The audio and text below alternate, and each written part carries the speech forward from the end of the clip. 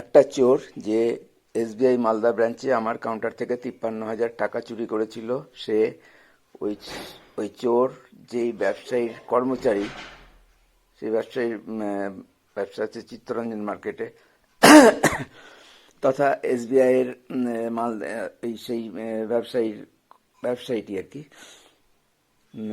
SBI মালদার খুব important CC customer. সে এসবিআই মালদার চিফ ম্যানেজার উজ্জ্বল কুমার। একবার পড়ছি। একটা চোর যে এসবিআই মালদা ব্রাঞ্চ থেকে আমার কাউন্টার একটা চোর যে এসবিআই মালদা ব্রাঞ্চে আমার কাউন্টার থেকে 53,000 টাকা চুরি করেছিল, সে ওই চোর যেই ব্যবসায়ীর কর্মচারী চিত্তরঞ্জন মার্কেটের, তথা এসবিআই মালদার খুব ইম্পর্টেন্ট ক্যাশ ক্রেডিট কাস্টমার। সে এসবিআই মালদার chief manager Ujjwal Kumar, cash credit loan manager Bishal Kumar, Partha Chakraborty নামে আরেকজন ম্যানেজার। এরা অশুভ আতাত এবং চক্রান্ত করে সেই চোরকে শাস্তির হাত থেকে এবং ওই চুরি করা টাকা ফেরত দেওয়ার থেকে রেহাই দেয়। বিনিময়ে তারা অবশ্য ব্যাংকের সেই ক্যাশিয়ার যার কাউন্টার থেকে টাকা চুরি হয়েছিল তাকে অত্যাচারে জর্জরিত করে, ভীতি প্রদর্শন করে এবং অজস্র মিথ্যা কথা বলে চূড়ান্ত অপমান করে চাকরি ছাড়া করে। হ্যাঁ, আমি। কোনো অজ্ঞাত কারণে আরও কিছু অফিসার ও স্টাফ সেই চক্রান্তের সামিল হয়। বাকি সমস্ত ধরনের স্টাফ মুখ বন্ধ রেখে সেই কাজের সহযোগিতা ও সমর্থন করে। সব মিলিয়ে প্রায় 40 জনের মতো মোট স্টাফ মালদা স্টেট ব্যাংকের। পরে ওই চোর এবং চোরের মালিক এসবিআই মালদার chief manager Ujjwal Kumar, CC loan manager Bishal Kumar অন্যদের প্রভাবিত করে চুরি হয়নি বলে প্রচার করে, যেটা আমার পক্ষে চূড়ান্ত মানহানিকর। আমি খুব সংক্ষেপে কিছু প্রমাণ দিলাম। আমার কাছে আরও অজস্র প্রমাণ আছে। আমি টাকা চুরির প্রমাণ, সিসিটিভি ফুটেজ এবং আমার ওপর অত্যাচার করার প্রমাণ হিসেবে কিছু ভয়েস রেকর্ড এখানে দিলাম।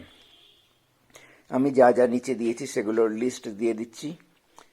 সিসিটিভি ফুটেজের ভিডিওগুলির মধ্যে আছে 1 নম্বর টাকা চুরি করার প্রমাণ। এটার সঙ্গে জুড়ে দিয়েছি কিছু ভয়েস এবং কল রেকর্ড, যেখানে এসবিআই মালদার চিফ ম্যানেজার উজ্জ্বল কুমার ও cash credit loan manager Bishal Kumar পরিষ্কার বলছে যে চুরি হওয়া 53,000 টাকা আমাকে ফেরত দেওয়ার জন্য রেডিই ছিল। শুধু একটা, যদিও চুরি সন্দেহাতীতভাবে প্রমাণ হিসাবে একটা ফুটেজে দেখা হয়ে গেছে, যেটা দেখেই নাকি টাকাটা রেডি করেই রেখেছিল।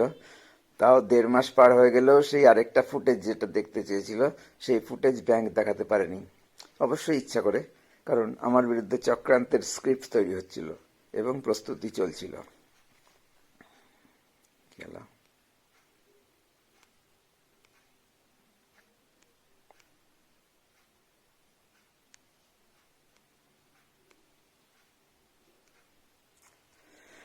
ফুটেজ দেখার অপেক্ষায় ছিল সেই ব্যবসায়ীটা, ইম্পর্টেন্ট কাস্টমারটা, আরেকটা ফুটেজ দেখার অপেক্ষায়, যেটা ব্যাংক 1.5 মাসেও দেখাতে পারেনি, অর্থাৎ দেখানোর ইচ্ছা ছিল না বলেই দেখাতে পারেনি।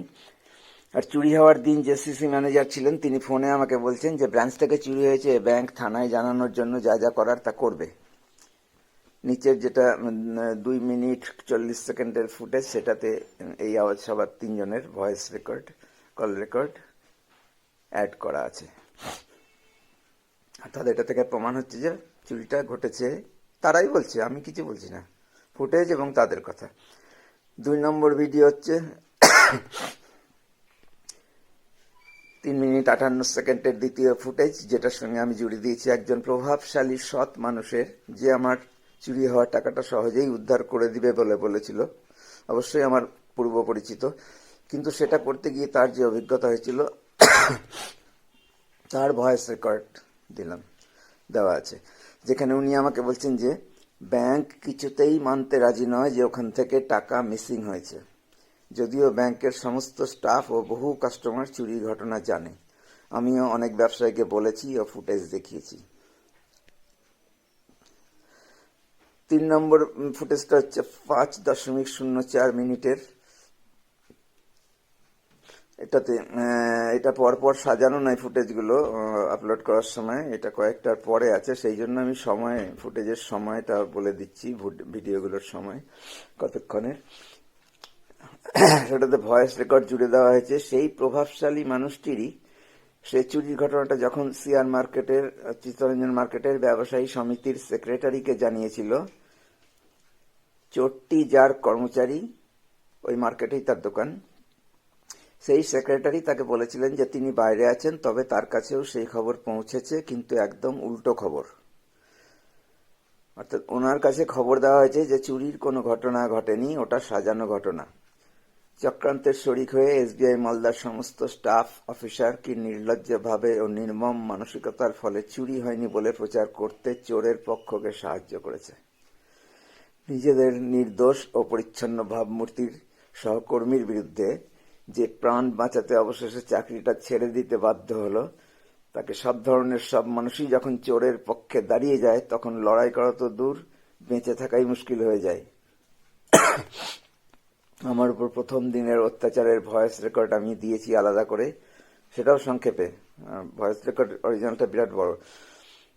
এছাড়াও আমি এখানে 4 নম্বরের 5ম ভিডিওটাতে 6 মিনিট 58 সেকেন্ডের আমার ওপর একদম প্রথম যেদিন 4 জন অফিসার মিলে চিফ ম্যানেজারের চেম্বারে অমানবিক ও সীমাহীন ভাবে অকথ্য ভাষায়, আমার মনে হচ্ছিল একদল দুষ্কৃতী আমাকে ঘিরে ধরেছে, অকথ্য ভাষায় ও অজস্র মিথ্যা কথা বলে যেভাবে আমার ওপর ঝাঁপিয়ে পড়েছিল, সেই ভয়েস রেকর্ডের সামান্য কিছু অংশ এখানে দিলাম। হ্যাঁ, এরা সবাই স্টেট ব্যাংক অফ ইন্ডিয়ার অফিসার। এখন বুঝি এরাই স্টেট ব্যাংকের অ্যাসেট ও গর্ব। 6 নম্বরে একটা স্ক্রিনশট, চোরটা টাকা তুলে নিচ্ছে এই অবস্থায়। লিখে দিয়েছি চোর আমি, টাকা তোলা অবস্থায় টাকা তুলছে সেটা। 8-এ একটা নিউজ ভিডিওর ক্লিপ, উত্তরপ্রদেশের মথুরাতে। এটা দেখার পর বারবার মনে হয়েছে স্টেট ব্যাংকের সহকর্মীরা যদি এরকম মানবিক হতো এই সাফাই কর্মীদের মতো, তাহলে চাকরিটা বেঁচে যেত, অন্তত একজনও। 10 নম্বরে পুলিশ সংক্রান্ত বিষয়টা, যেটা বারবার পুলিশ ওই বকাবকি অত্যাচারের সময় বারবার বলছে পুলিশ পুলিশ করে, সেই সংক্রান্ত বিষয়টার আমি ব্যাখ্যা করে বলেছি বিস্তারিতভাবে 7 মিনিট 47 সেকেন্ডের। আমি ব্যাখ্যা করেছি এখানে এটা প্রমাণ হয় যে ওই চিফ ম্যানেজার যে আমাকে বলেছিল যে চোরের বিরুদ্ধে ব্যাংক আইনি ব্যবস্থা নেবে এবং চুরি হওয়া ওই 53,000 টাকা আমাকে ফেরত দেওয়া হবে, যার কোনোটাই ঘটেনি। আমার বিশ্বাস চিফ ম্যানেজার উজ্জ্বল কুমার মালদা ব্রাঞ্চে চার্জ নেওয়ার পর প্রথম দিনেই ওনার লক্ষ্য স্থির করে ফেলেছিলেন, সেই অনুযায়ী সমস্ত ঘটনা ঘটেছে। আমার পুলিশের কাছে যাওয়া বাহানা মাত্র, না গেলে অন্য কোনো কারণ বলা হতো। ঘটনা জানতে, অর্থাৎ চুরি হয়েছে সেটা জানতে পারার পর ইমিডিয়েট থানায় এফআইআর করা উচিত ছিল। যেটা চুরি হয়েছে এটা জানা যায় 14ই জুন, অ্যাকচুয়াল ঘটনা ঘটেছে 5ই জুন 2018, 14ই জুন চুরিটা কনফার্ম হয়ে গেছে, কিন্তু আরো 1 মাসের বেশি দিন পরেও এফআইআর করা হয়নি, অর্থাৎ তাদের উদ্দেশ্য ক্লিয়ার ছিল। 11 নম্বরের ভিডিওটা 5 মিনিট 4 সেকেন্ডের সিসিটিভি ফুটেজ, যার সঙ্গে যুক্ত করা হয়েছে সেই ভালো লোকটি যে আমাকে টাকাটা উদ্ধার করে দিবে বলে বলেছিল, তার ভয়েস রেকর্ড, যেটাতে উনি বলেছেন যে সিআর মার্কেটের, চিত্তরঞ্জন মার্কেটের ব্যবসায়ী সমিতির সেক্রেটারির সঙ্গে তার কি কথা হয়েছিল। উনি যখন সেই সেক্রেটারিকে জানান, তখন সেক্রেটারি তাকে বলেছিলেন যে তার কাছেও এই খবর গেছে, কিন্তু সম্পূর্ণ উল্টো খবর। বলা হয়েছিল যে চুরি টুরি কিছু হয়নি, ওটা সাজানো ঘটনা। এরপরে আমি আর ওই ভদ্রলোকটির কাছে যাইনি, কারণ এরপরে আমার ব্যাংকেই আক্রান্ত হয়ে দ্রুত বেগে শারীরিক ও মানসিক অবস্থার অবনতি হতে থাকে। High blood pressure, diabetes, thyroid, uric অ্যাসিডের আধিক্য, কোলেস্টেরল ও ভিটামিন ডির সমস্যা আমার আতঙ্ক ভীষণভাবে বাড়িয়ে দেয়। আতঙ্কে, ভয়ে, অপমানে আমার হঠাৎ মৃত্যুর আশঙ্কা তৈরি হয়। একজনও তখন আমার সঙ্গে থাকেনি। ওই অন্যায় ও অবিচারের শিকার হয়ে আমি নির্ধারিত সময়ের অনেক আগেই চাকরি ছেড়ে অফিসার রূপী ওই দুষ্কৃতীদের হাত থেকে পালিয়ে বাঁচি। আমার অকল্পনীয় ক্ষতি হয় একদম বিনা দোষে, শারীরিক ক্ষতি, মানসিক ক্ষতি। ওই চিফ ম্যানেজার উজ্জ্বল কুমারের সম্পর্কে আমার এত মারাত্মক ফোবিয়া হয় যে আমাকে কলকাতার লুম্বিনী পার্ক মেন্টাল হসপিটাল থেকে চিকিৎসা নিতে হয়। এর বিভিন্নভাবে আমার মানবাধিকার কেড়ে নেওয়া হয়। চাকরি করার অধিকার, সাংসারিক সুখ শান্তি, সুস্থ জীবনযাপন, সন্তানদের ভবিষ্যতের স্বপ্ন, সামাজিক সুনাম ও মান মর্যাদা হারিয়ে আংশিক মানসিক ভারসাম্য সব হারিয়ে যায়। বিভিন্ন অবাঞ্ছিত কারণে অবসর গ্রহণের সময় পাওয়া টাকাও খরচ হয়ে যায় স্বাভাবিক অবসর গ্রহণ হলে যা হতো না, এবং অবসরকালীন পাওনা টাকা ও পেনশন অনেক বেশি পেতাম স্বাভাবিক রিটায়ারমেন্ট হলে, তাই নিশ্চিন্তে থাকতে পারতাম। চিরকাল নিয়মানুবর্তিতা ও পরিচ্ছন্ন জীবনযাপনের পর কোনো একজনের শখ হলো চোরকে বাঁচাবে, চুরি করা টাকাটা চোর যাতে মেরে দিতে পারে। চোরের মালিক তথা ব্যাংকের কোনো খুব ইম্পর্টেন্ট কাস্টমার ক্যাশ ক্রেডিট কাস্টমারের পাঁচাটা কুকুরের মতো প্রশস্তি গাইবে, তেনার ইচ্ছা পূরণ করবে, তেনাকে তুষ্ট করে জীবনযাপনের ও ক্যারিয়ারের উন্নতি সাধন করবে। আমার জীবন, আমার সংসার ধ্বংস করে দিয়ে এটা মেনে নেওয়া সম্ভব নয়। 12 নম্বর থেকে 5 পাতা জুড়ে দেওয়া আছে স্টেট ব্যাংক অফ ইন্ডিয়ার ঊর্ধ্বতম কর্তৃপক্ষের কাছে পাঠানো আমার অভিযোগের লিস্ট, ইমেলগুলো। ব্যাংক কর্তৃপক্ষ আমার প্রথম অভিযোগের পর দিনই আমার সঙ্গে ফোনে যোগাযোগ করে আমার অবসরকালীন পাওনা টাকাগুলো পাওয়ার বিষয়ে আমাকে অবগত করেছিল। সবচেয়ে যেটা জরুরি ছিল সেই লিভ স্যালারি পেমেন্টের ব্যবস্থা করা, যেটা ওই গুণধর চিফ ম্যানেজার উজ্জ্বল কুমার 1 মাস 20 দিনেও পাঠাতেই পারেনি। আমি কেন সেই লোকটার চক্ষুশীল আমি জানি না, ব্যাংক নিশ্চয়ই জানে, কারণ আমার অভিযোগের পর ব্যাংক ফোন করে আমার কাছে ঘটনার বিষয়ে বিস্তারিত জেনে নেওয়ার পর আর কোনো উত্তর আমাকে দেয়নি। আমি সম্ভবত 8+3 11 বার অভিযোগ জানাই, অভিযোগ এবং রিমাইন্ডার ধরে, কিন্তু ব্যাংক কোনো উত্তর দেওয়ার প্রয়োজন মনে করেনি। ওনারা চোরের পক্ষের সঙ্গে অশুভ আতাত করা, ব্যাংক থেকে টাকা চুরি করার সিসিটিভি ফুটেজ ধামাচাপা দেওয়া, তেনাদের চেয়ে বয়সে ও চাকরিতে অনেক সিনিয়র পরিচ্ছন্ন ভাবমূর্তির নির্বিরোধী ক্যাশিয়ারের অপমান করা, অজস্র মিথ্যা কথা বলে সমাজে আমার মর্যাদা হানি করা, আমার টাকাটা ফেরত না দেওয়া। ওই 53,000 টাকা আমার কাছে সবচেয়ে জরুরি, অবশ্যই নয়, এটাও বলে রাখছি, ব্র্যাকেটে দেওয়া আছে। একজন স্টাফের ওপর অত্যাচার করে চাকরি ছাড়া করা ওই চিফ ম্যানেজার উজ্জ্বল কুমারকেই সমর্থন ও সাহায্য করলো। উজ্জ্বল কুমার ও তার স্যাঙ্গাতদের, লিখতে ভুলে গেছি, লিখে দেবো। হ্যাঁ, বলতে বাধ্য হচ্ছি যে স্টেট ব্যাংক অপরাধীদেরকেই সমর্থন করে। এটা আমার কাছে খুবই লজ্জাজনক যে আমি আমার অপূর্ণ কর্মজীবনের পুরোটাই এইরকম একটা সংস্থার জন্য উৎসর্গ করেছি। অপূর্ণ থাকলেও এত বড় কর্মজীবনের কোনো সুখস্মৃতি আমার থাকলো না। 34 বছর 10 মাস আমি চাকরি করে ফেলেছি, স্মারক হিসাবে কিছুই আমার কাছে নাই, রাখতেও চাই না। শুধুই বিনা দোষে পাওয়া সীমাহীন লজ্জা ও অপমান। শুধু এটুকুই না, আমার করা অভিযোগের ভিত্তিতে জাতীয় মানবাধিকার কমিশনের নির্দেশের পরেও কোনো তদন্ত না করে অভিযুক্তদের কাছ থেকেই খোঁজ নিয়ে তৈরি করা অসম্পূর্ণ ও মিথ্যা রিপোর্টের ভিত্তিতে মেরিট নেই, কেস ক্লোজড বলে সিদ্ধান্ত নেওয়া হয়ে যায়। আরও আছে, ব্যাংক কর্তৃপক্ষ আমার অভিযোগের উত্তর দিচ্ছে না দেখে আমি প্রধানমন্ত্রীর দপ্তর, অর্থমন্ত্রীর দপ্তর, ফাইন্যান্স সেক্রেটারি ও ডিরেক্টরেট অফ পাবলিক গ্রিভেন্স থেকেও স্টেট ব্যাংক কর্তৃপক্ষের কাছে নির্দেশ গেছিল যে আমার অভিযোগের ভিত্তিতেই নির্দেশ ছিল যে এ বিষয়ে তদন্ত করে উপযুক্ত ব্যবস্থা নেওয়ার, কিন্তু সবগুলোই একই কারণে একইভাবে নো মেরিট, কেস ক্লোজড হয়ে যেতে সময় লাগেনি।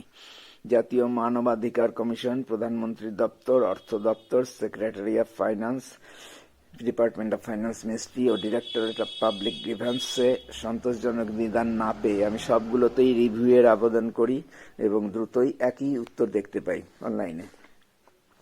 আমার ধারণায় ওই অতি গুরুত্বপূর্ণ কেন্দ্রীয় সরকারের ওই দপ্তরগুলোর অস্তিত্বের কি প্রয়োজন। সন্তোষজনক উত্তর পাওয়া যায়নি জেনেও যদি ওই সব ডিপার্টমেন্ট হস্তক্ষেপ না করে, তাহলে জনসাধারণের কি লাভ? নাকি স্টেট ব্যাংক অফ ইন্ডিয়ার ওপর দেশের কারোরই কোনো নিয়ন্ত্রণ নেই? আর সে খুব ইম্পর্টেন্ট কাস্টমার, তার কর্মচারী চুরি করলো, টাকাটা জমা হওয়ার কথা সেই ইম্পর্টেন্ট কাস্টমারেরই অ্যাকাউন্টে, যে টাকাটা সে জমা দিতে এসেছিল। চোর তো ওই 53,000 টাকা নিয়ে পালিয়ে গেল, কিন্তু এই কাস্টমারের অ্যাকাউন্টে তো পুরো টাকাটাই জমা হয়েছে। চুরি হওয়ার কারণে 53,000 টাকা আমাকেই দিতে হয়েছে। তার মানে আমার দেওয়া 53,000 টাকা চোরের মালিকের অ্যাকাউন্টে গেল, আমার পকেটের 53,000 টাকা চোরের মালিক তথা ব্যাংকের ওই খুব ইম্পর্টেন্ট কাস্টমারের অ্যাকাউন্টে থাকলো। অর্থাৎ আমার 53,000 টাকা বিষ্ণু ঘোষের পকেটে গেল। আমার চাকরি করা 34 বছর 10 মাসের অভিজ্ঞতায় স্টেট ব্যাংকের মালদা ব্রাঞ্চের 40 জনের মতো স্টাফ অফিসার, সারা মালদা জেলার কয়েকশো স্টাফ অফিসার এবং সারা বাংলার বেশ কয়েক হাজার স্টাফ অফিসারের একজনও আমার ওপর অত্যাচারের বিরুদ্ধে মুখ খুলল না, অথবা চুরির বিরুদ্ধে। চুরি হয়েছে, সিসিটিভি ফুটেজ ধামাচাপা দিয়েছে, চুরি হয়নি বলে প্রচার করেছে। তার মানে ওই চোরদের পক্ষেই তাদের সমর্থন গেল। স্টেট ব্যাংকের 100% স্টাফ তারা ওই চোরদের এবং ওই অপরাধীদেরই সমর্থন করলো। আর স্টেট ব্যাংকের একজন কাস্টমার মাত্র 53,000 টাকার জন্য স্টেট ব্যাংকের ক্যাশিয়ারের চাকরি খেলো। এটা অদ্ভুত ঘটনা। আর চুরির শিকার হওয়া ক্যাশিয়ারের টাকাটাও রেখে দিল। কোনটা বেশি আশ্চর্যের, স্টেট ব্যাংকের কর্মচারীদের অপরাধীদের প্রতি ঝুঁকে পড়া সমর্থন করা, নাকি এই স্টেট ব্যাংকের গুরুত্বপূর্ণ কাস্টমারের 53,000 টাকা চুরি করা টাকাটা মেরে দেওয়া এবং আমার 53,000 টাকা তার অ্যাকাউন্টে গেছে সেটা রেখে দেওয়া, কোনটা বেশি আশ্চর্যের বুঝতে পারছি না। ব্যাংকের স্টাফ অফিসাররা না ব্যাংকের ওই কাস্টমার? তবে লাভ হলো সবারই, শুধু আমারই সব রকমের ক্ষতি হয়ে গেল।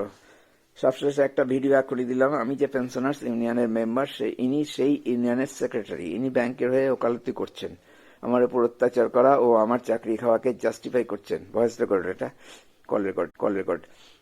আমাকে নিয়ে নাকি মিটিং হয়েছে, আমি জানলাম না। আমি যদি না থাকি তবে ঠিক জিনিসটা কিভাবে জানবে? বলছে আমি 1 বছর নাকি চুপচাপ বসে থাকলাম, আমি নাকি মালদা বেঞ্চের ওপর ভরসা করেই বসে থাকলাম। বোকা বোকা কথা কেন? মালদা বেঞ্চে থাকতে পারবো না বলেই তো চাকরিটা ছাড়তে হলো ফোবিয়াতে। মালদা বেঞ্চেই তো এই আমার ফোবিয়ার কারণটা ছিল, সেই অফিসারটা উজ্জ্বল কুমার। এটা স্টেট ব্যাংকের স্টাইল। ব্যাংক কেমন অভিযুক্তদের কাছ থেকে রিপোর্ট নিয়েছে, সেরকম যেমন ব্যাংক যেমন অভিযুক্তদের কাছ থেকেই রিপোর্ট নিয়েছে, সেরকমই পেনশনার্স ইউনিয়নের সেক্রেটারিও ব্যাংকের ওই অফিসারদের, মানে সেই অফিসারদের কাছ থেকেই খবর নিয়েছেন। তেনারা নাকি বলেছিলেন আমাকে চুপ করে থাকতে, আমার কাছ থেকে চুরি করা টাকাটা ফেরত পেতে চোরের শর্তে আমাকে চাকরি করতে হবে। সরি, আমি ওই ধরনের গান্ডু নই। চিফ ম্যানেজার বলেছিল এতটা কনভিন্স ওদের আমি করে রেখেছিলাম, ইমোশনাল ব্ল্যাকমেল করেছিলাম ইত্যাদি, টাকাটা যাতে ফেরত দেয়। হাস্যকর বললেও কম বলা হয়। চোরের পক্ষ থেকে সুপারি দিচ্ছে এসবিআই এর চিফ ম্যানেজার, অন্য অফিসারদের ম্যানেজাররা সুপারি দিচ্ছে আমাদের ইউনিয়নের সেক্রেটারিকে। চোরদের পক্ষে ব্যাংকের ম্যানেজমেন্ট ও স্টাফ অফিসার পেনশনারদের ইউনিয়নই হলো সবচেয়ে বড় নিরাপত্তা।